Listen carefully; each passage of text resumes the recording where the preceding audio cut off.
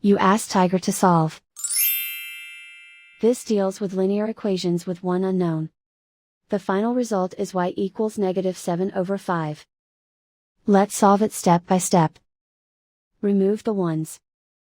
A variable's value does not change when it is multiplied by 1, so we can eliminate it.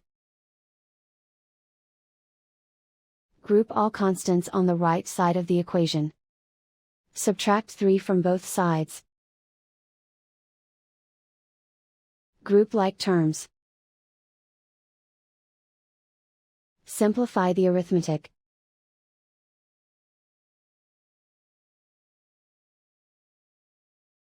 Isolate the g.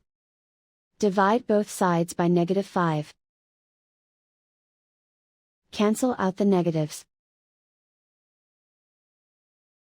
Simplify the fraction. Move the negative sign from the denominator to the numerator. And so the final result is y equals -7/5.